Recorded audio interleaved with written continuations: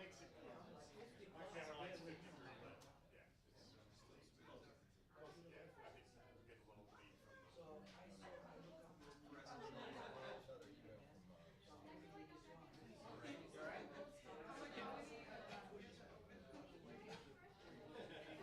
I had to double run. That's why I had to double run, and I was like, what's Now I gotta have a full watch with me. I never saw it. I wish I had it. Up to the door, sorry. I was like, why is it so bad? It's the one thing that is. Oh, the lens is so good.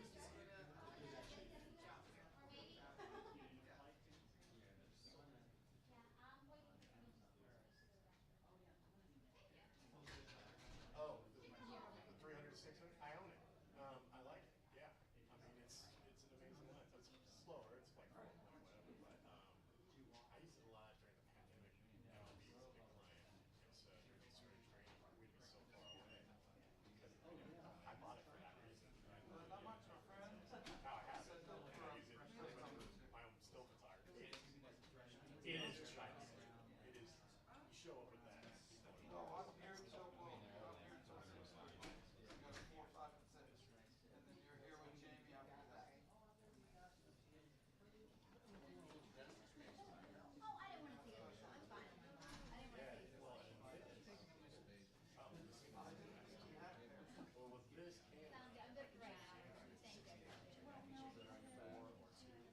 so that's your Hey, did Sean tell you to bring back your or even the F for the. That's true. I guess I'm just No, It no, actually it's makes that 600. 9 was Yeah, I assigned know. to you, but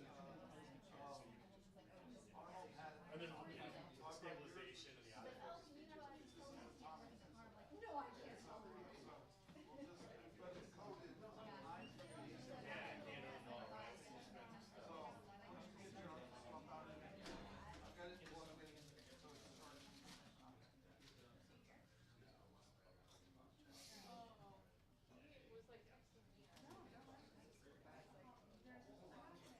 Test, test, test, test, test, test. Testing 1, 2, 3, 4, 5. 1, 2, 3, 4, 5.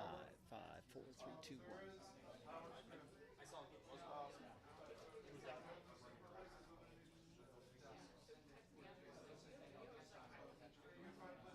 And those probably after I saw your tweet.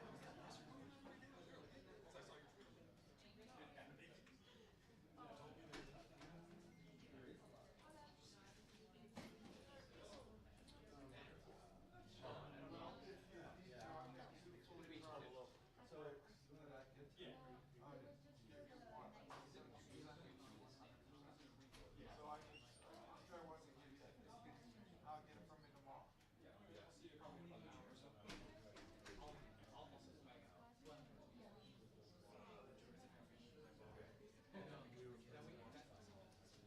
Okay, and we're up to the brim right now, so we'll figure out the swap out behind all of this.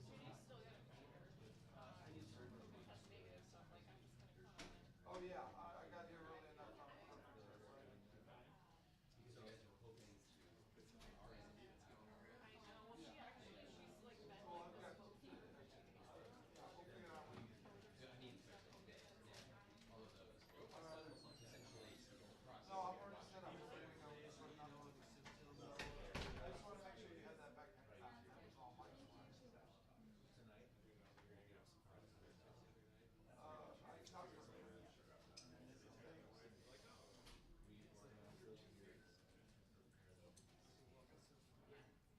Welcome to the club.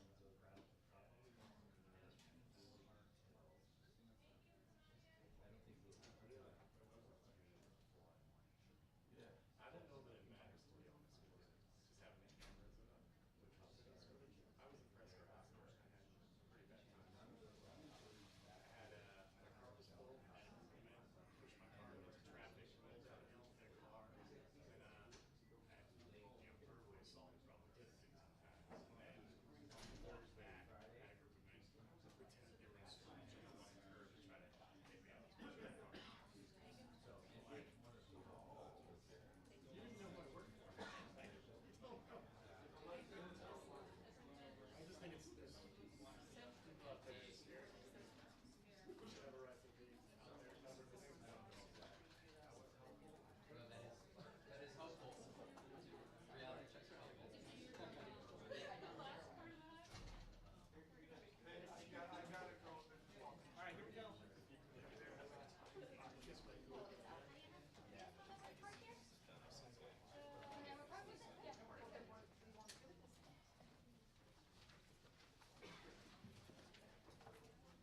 You didn't bring a stand?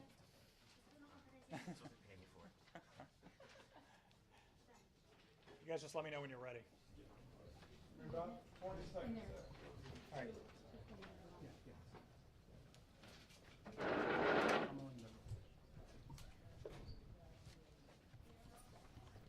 It's the longest 20 seconds of my life. Go for it. All right. Hey, you're rolling, right? Matt? Okay, I hope you guys are all ready. If not, get started rolling here. So thank you all for being here today at the Tabulation Center. Obviously, adjudication going on back here. Tabulation will be starting tomorrow morning. But Chairman Bill Gates from the Board of Supervisors, he'll come out and answer a few of your questions. As you know, we have had these issues where some of the ballots that had been printed at our locations were not being counted by the on-site tabulation equipment, which looks just like this box right here. Not the blue box, the black box right here. So Chairman Gates will talk to you about what we've learned throughout the day as this problem has persisted in a number of our locations. But I think I'll reiterate, but I know the chairman will say it again.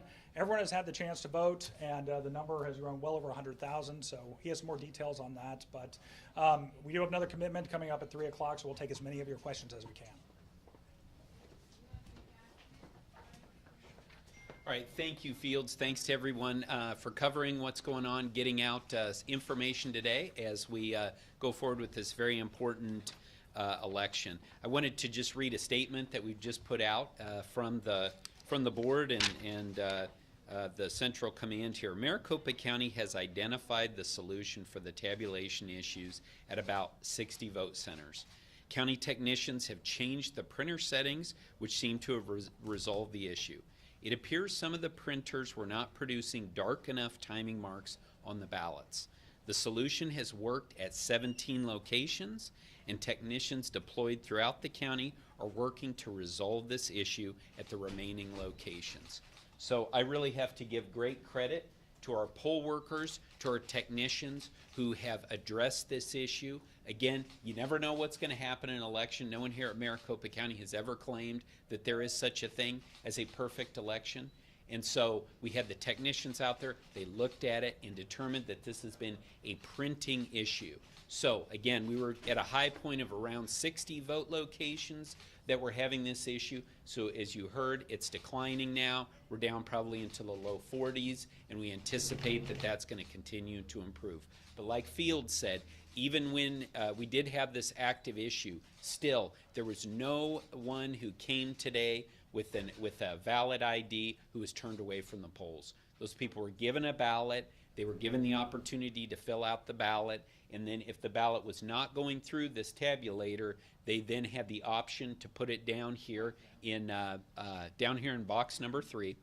Or also, we've been giving people the option to check out if they wanted to, if they were uncomfortable putting the ballot there in box 3, and then they could go to one of the other 222 vote centers across Maricopa County. So happy to answer any questions that you might have. Yes, Jason? I guess just how frustrating was this? I mean, obviously this is not how you want to start out election day. It happens, but for you, it's just frustrating, but you know, you're pleased that it's being addressed. Yeah, no, I mean, there's no question that's frustrating, but again, really important for people to understand that all those vote locations, they opened on time, so it wasn't a case where people were showing up and the doors were locked, but they were coming and they were not able, some of these people not able to feed it into the tabulator. It's frustrating, but that's why I'm so grateful for all the people who worked on this. This was a tough issue. People were trying to figure it out, and now that we've got a solution, really pleased. But again, even when we had this and we hadn't figured out the solution, people were still able to vote. It was just a matter of maybe not, voting in the way they wanted to. Also, this putting their ballot here in box 3 and then bringing it down here for central tabulation later tomorrow, that's how a majority of the counties in Arizona, they vote that way. People go into their polling place or vote center, vote there, and then the ballot is sent into their central tabulation. Yes? Yeah, thank you.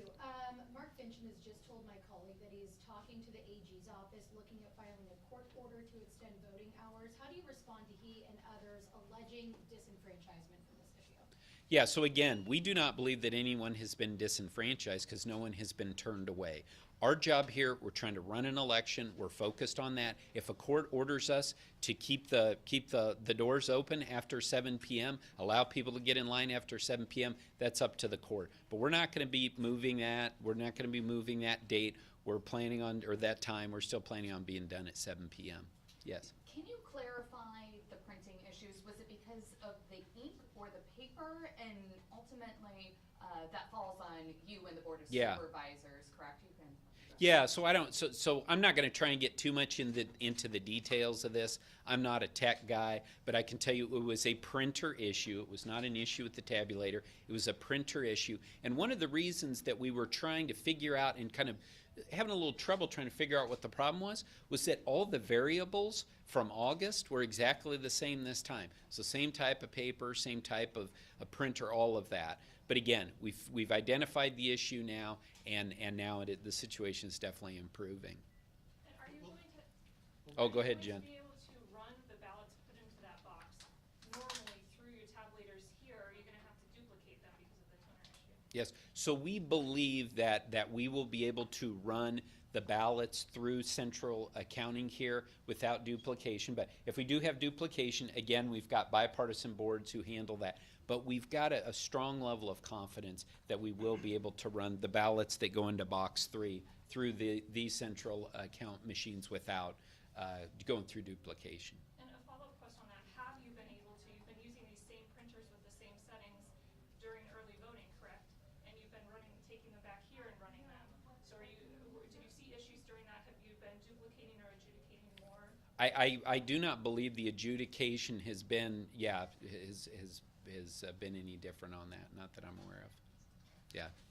Yeah, Jeremy. Was there any testing of these printers and the tabulation machines before the polls opened to ensure that something like this did happen, to ensure everything worked properly? Yeah, so the testing of the machines occurs, the testing of the printers occur along with the general testing of the machine. So there was nothing to indicate that this issue was going to arise today. Obviously, if we had, we would have taken other action. So this was a surprise to everyone, and again, we'd gone through the same variables, the same testing that we normally would in an election.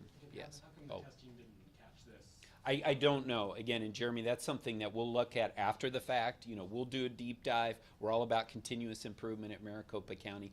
But at this point, we've identified the issue. It's improving, and that's why our focus right now is getting, as many voters through, being able to vote between now and 7 p.m. Do you know how many ballots this affected?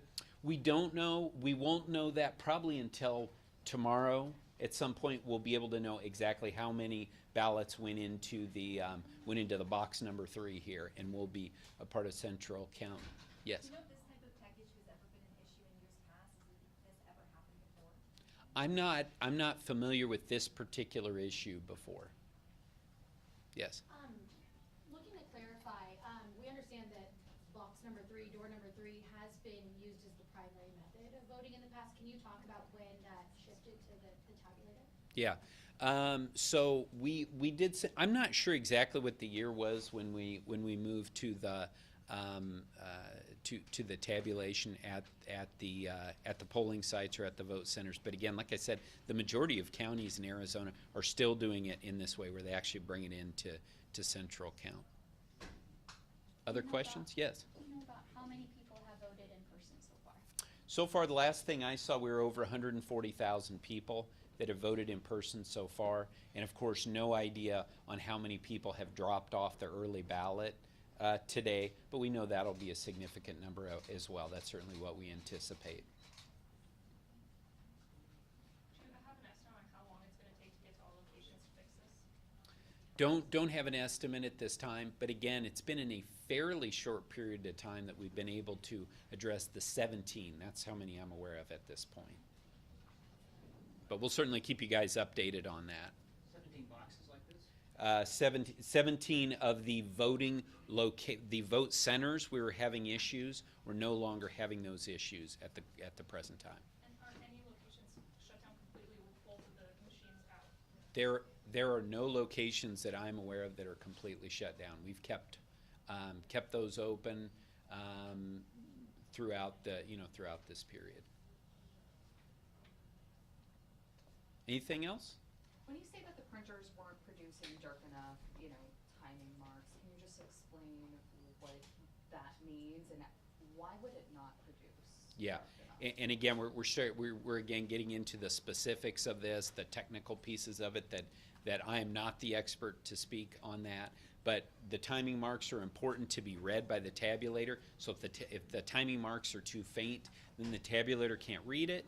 The ballot then gets kicked out, and they try again to run it through.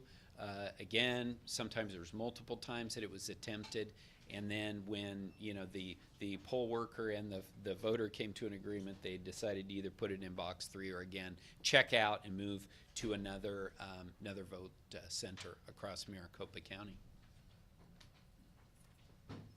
All right. All right, thank you, everybody. Thank you.